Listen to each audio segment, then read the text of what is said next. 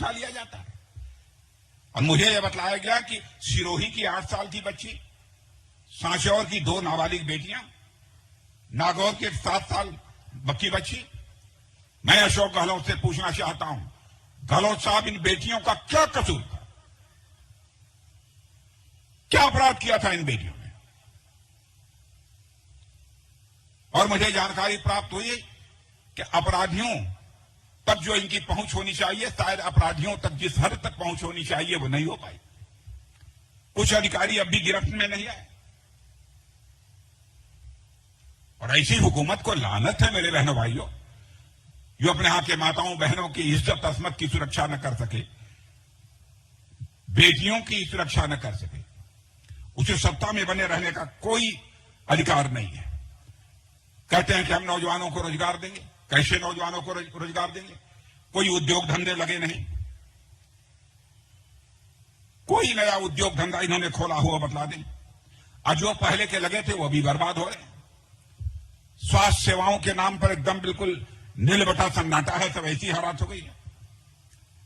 केवल इन्होंने कुछ नहीं किया है इस राजस्थान के लिए, किया है तो केवल कुर्सी बचाने की चिंता बराबर की है।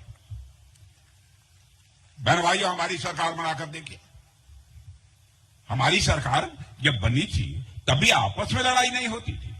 आपने कांग्रेस की सरकार बनाई तो इस राज्य का उन्हें विकास करना चाहिए था, लेकिन विकास करने के बजाय आपस में लड़ रहे थे।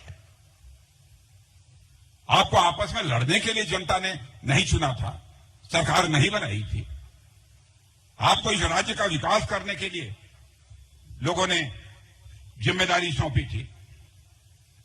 मैं यहां के नौजवानों से पूछना चाहता हूं, इस सरकार के रहते आपको रोजगार मिला है कि नहीं मिला है? नौजवानों जरा हाथ उठाकर जरा बतलाओ तो, इधर के जो खड़े हैं नौजवान, बतलाओ, रोजगार मिला है कि नहीं मिला है? नहीं मिला। पेपर लीक हो रहे हैं,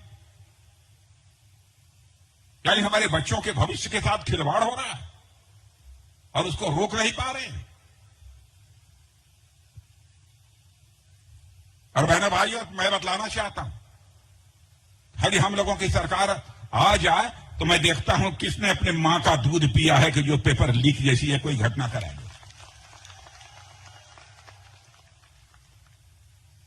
हम लोगों ने सत्ता इनको यदि सौंपी थी तो विकास करने के लिए सत्ता सौंपी थी, अराजकता पैदा करने के लिए सत्ता नहीं सौंपी थी।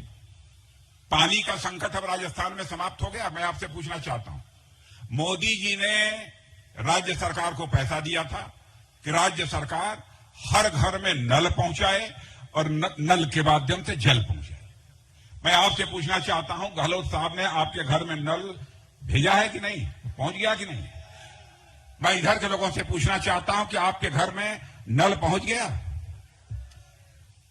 आप दूसरे राज्यों में जहां भारतीय जनता पार्टी की सरकारें हैं जाकर आप पता लगा लीजिए मेरे बहनों भाइयों, शायद ही कुछ बचे हों, क्योंकि अब यह काम चल रहा है, शायद ही कुछ घर ऐसे बचे हों। नहीं तो घर घर में नल और नल के माध्यम से लोगों को जल मुहैया कराने का काम हमारी सरकार कर रही है, हमारे प्रधानमंत्री मोदी जी का।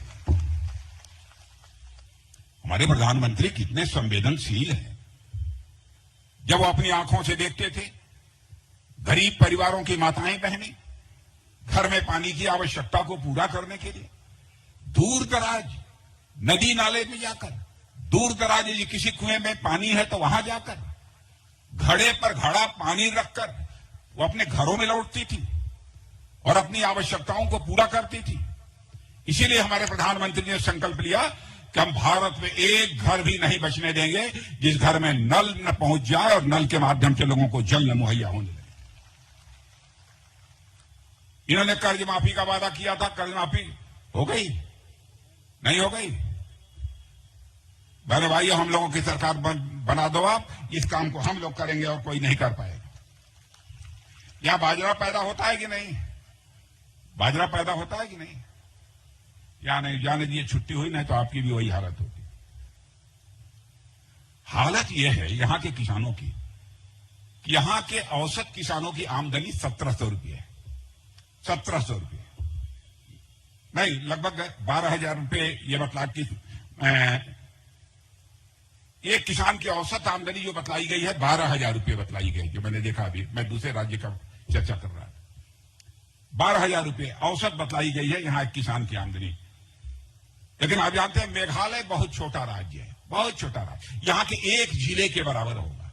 वहां के किसान की औसत आमदनी 30,000 रुपया है, मैंने राजस्थान पे 2.5। इस कांग्रेस की सरकार से पूछिए कि इसके लिए जिम्मेदार कौन है। इसलिए बहनों भाइयों मैं आपसे कहने आया हूं कि अभी कांग्रेस की सरकार को जाना चाहिए और भारतीय जनता पार्टी की सरकार यहां आनी चाहिए।